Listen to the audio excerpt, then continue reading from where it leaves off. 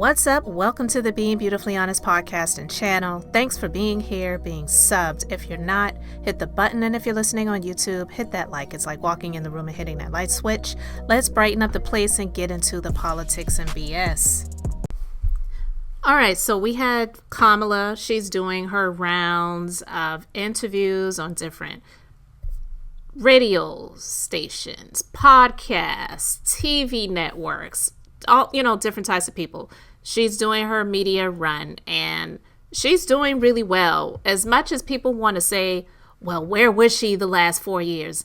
Dummy, if you knew how the government works, then you wouldn't even ask that question, because I didn't hear anybody saying that when Donald Trump was the president, unfortunately, and he had Mike Pence as the vice president. Nobody was saying, what is the vice president doing?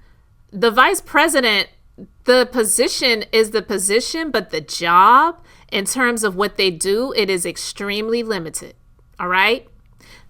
They're not the president of the United States. So really, there's only so much that they can do. And the one reason why Mike Pence is not Donald Trump's running mate is, one, he's not even supporting him. So let's go with that, right? The man that was the vice president to this clown is not supporting him. All right. So he's not as stupid as Nikki Haley is, because Nikki Haley, she's supporting him and knows that he's a lunatic. Okay. But because the one of the few jobs that he had was what Donald Trump did not want him to do, which was to certify the election results for the 2020 election. And he got mad about it.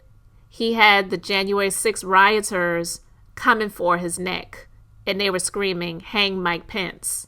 All right. So when people talk about, well, where was she the last 4 years? Were you asking where she was before that? And let's be clear, she ran for president against the other Democratic nominees, and Joe Biden was the one that won the nomination. And she was chosen and selected to be the vice president, and she and he both won. So she was in her role. So it was not her job to be the president. So she can't pass laws and pass, executive orders and all of these different things that people expect a president to do. So it's extremely hypocritical when I hear those who know, not the ones who don't, because there's a lot of people who are just ignorant to the facts of government. But those who know that that's not the way government works, they're out here spinning that narrative. Well, where was she the last 4 years? Where was she? There's only so much that she can do. And when they try to blame her for the border, quote unquote, crisis, well, Donald Trump, because of the influence that he has over a lot of these silly Republicans, they tanked what would have been passed to have some reform. So it's just really hypocritical. But with all of that being said, she was able to do something that Donald Trump would never do. She went over to Fox News. Yeah, Donald Trump may have done some things on CNN, and even though CNN can be a bit biased, he would never go and do a sit down with anyone on MSNBC. He would never do it. Although before he was ever president or running for president, before, he's had conversations with some of the people who are hosts on that network to this day, like Joe Scarborough. But I digress. She did an interview with Brett Baier on Fox News, and she went in because she would not allow them to try to spin a false narrative. And I absolutely love it. So I'm going to play this video for you guys so that you can check it out. And then I want to know what you guys think about it. So let's just go ahead and get into this video. If he's as bad as you say, that half of this country is now supporting this person who could be the 47th president of the United States, why is that happening? This is an election for president of the United States. It's not supposed to be easy. I know, but it's not supposed to be. It is not supposed to be a cakewalk. So are they misguided, the 50%? Listen, are they stupid? What is it? I would never say that about the American people. And in fact, if you listen to Donald Trump, if you watch any of his rallies, he's the one who tends to demean and belittle and diminish the American people. He's the one who talks about an enemy within, an enemy within, talking about the American people suggesting he would turn the American military on the American people. We asked that question to the former president today. Harris Faulkner had a town hall, and this is how he responded. I heard about that. They were saying I was like threatening. I'm not threatening anybody. They're the ones doing the threatening. They do phony investigations. I've been investigated more than Alphonse Capone. He was the greatest gangster. No, it's true. No, but think of it. It's called weaponization of government. It's a terrible thing. So, Brett, I'm sorry, and with all due respect, that clip was not what he has been saying about the enemy within that he has repeated when he's speaking about the American people. That's not what you just showed. Well, he was asked about that specific... No, that's not what you just showed. In all fairness and respect to you, that was the question that we asked him. You didn't show that, and here's the bottom line. He has repeated it many times, and you and I both know that. And you and I both know that he has talked about turning the American military on the American people. He has talked about going after people who are engaged in peaceful protest. He has talked about locking people up because they disagree with him. This is a democracy. And in a democracy, the President of the United States, in the United States of America, should be willing to be able to handle criticism without saying he'd lock people up for doing it.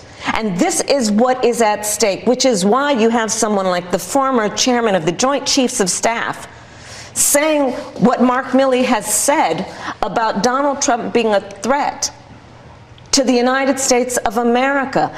That was Fox's Bret Baier clearly performing for an audience of one after Trump melted down over the prospect of a softball interview by Baier on Trump's home turf. And so, in order to appease the God King, Baier came in with guns blazing, offering Kamala what I think was clearly the toughest interview of the campaign, and one that she passed with flying colors. Now, so as not to bury the lead here, Baier tries to whitewash Donald Trump's comments by offering some tepid response he gives during an interview with Fox's Maria Bartiromo, but to Harris's point, that is not all that Donald Trump has been saying about the enemy from within. And the reason that she knows about this topic, like it's the back of her hand, is because she literally threw to his exact words during her rally just days ago. And so after all these years, we know who Donald Trump is. He is someone who will stop at nothing to claim power for himself. And you don't have to take my word for it. I've said for a while now, watch his rallies. Listen to his words. He tells us who he is. And he tells us what he would do if he is elected president. So here tonight, I will show you one example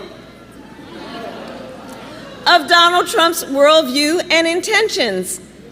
Please roll the clip.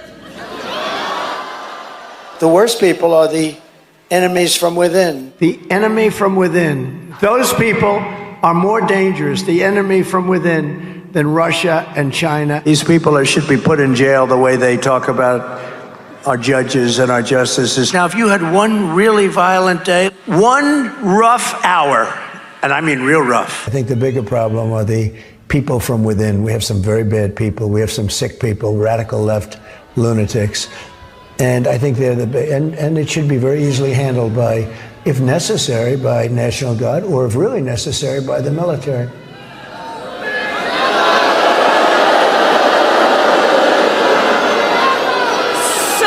So you heard his words. You heard his words coming from him. He's talking about the enemy within Pennsylvania. He's talking about the enemy within our country, Pennsylvania. He's talking about that he considers anyone who doesn't support him or who will not bend to his will an enemy of our country. It's a serious issue. He is saying that he would use the military to go after them. Think about this. And we know who he would target. And we know who he would target because he has attacked them before. Journalists whose stories he doesn't like. Election officials who refuse to cheat by filling extra votes and finding extra votes for him. Judges who insist on following the law instead of bending to his will. This is among the reasons I believe so strongly that a second Trump term would be a huge risk for America and dangerous. So when Bear tries to claim that Trump is somehow not as bad as he seems on this issue, let's not kid ourselves. In fact, take a listen to the full response he gives to Bartiromo about the anti-democratic measures that he's willing to take against what he calls, again, the enemy from within. We are going to end all sanctuary cities immediately. We're going to end them because they're really... Is that an executive order you do that with? They're really... I can do it with an executive order. I'll have to do it with an executive order. You can do it with the Aliens Act of 1798. We can do things in terms of moving people out. We can move them out of the sanctuary cities. Now, I know that Donald Trump is incapable of getting through a complete sentence these days, but what he's trying to say is that he'll invoke the Alien Enemies Act of 1798, which allows the president to deport anyone who is in the country illegally and hails from a country with whom the U.S. is at war. It was the basis for imprisoning the Japanese in internment camps during World War II. In other words, not only would its use be fundamentally misguided and perverted in this instance, but Trump went back to one of the darkest periods in our history to find this legislation. I don't know which one is worse, but frankly, does it really matter? But I want to go back to something that Bear said just at the top of this question. If he's as bad as you say, that half of this country is now supporting this person who could be the 47th president of the United States, why is that happening? That despite how bad Trump is, half the country is still supporting him.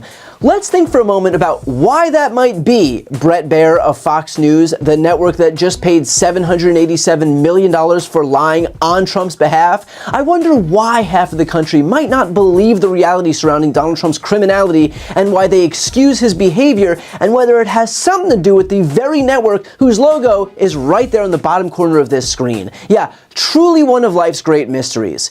And to that point, I know that some of you are thinking, why validate this network with an appearance then? And the answer is simple. We can ignore Fox as much as we want to, but that doesn't mean it's going away. It is the most watched news network in the United States. If we refuse to engage with the folks tuning in, then we are ceding that ground to the bad faith actors who appear on their air and lie so freely. So if Kamala goes on air, worst case is that the people who already weren't supporting her still won't support her. But best case, some do. And let's be clear, she did well in what was clearly a hostile interview, meaning it's by no means out of the question that some folks take a second look at her as the result of this. And by the way, think about the broader implications of this interview. At the same time that Republicans are trying to claim that she's been MIA in the media, Kamala Harris has done Call Her Daddy, Howard Stern, All the Smoke, 60 Minutes, and now Bret Baier on Fox News. And Trump? Well, he canceled his 60 Minutes interview, he canceled his CNBC interview, he bailed on a second debate against Kamala Harris, but hey, at least he did a town hall with the toughest interviewer of all, Kristi Noem. So yeah, remind me, who's the one who's afraid to answer tough questions again? Don't fuck with me, fellas! This ain't my first time at the rodeo. You know I want, when you turn me around, when the neighbors yell turn down, we keep it going, like bum bum bum. Throw it back then rotation, cigarettes and that season, shine bright as that season. Girl, you know you are a jam, jam, jam, jam, jam, jam, jam, jam, jam, jam, jam, jam, sounding like you're wasting every time. Jam, jam, jam, jam, jam, jam. Thanks for being here, liking, and subscribing. I'm Beth, just being beautifully honest. So until next time, I wanted to keep it brief, beautiful, and now I'm going to say bye.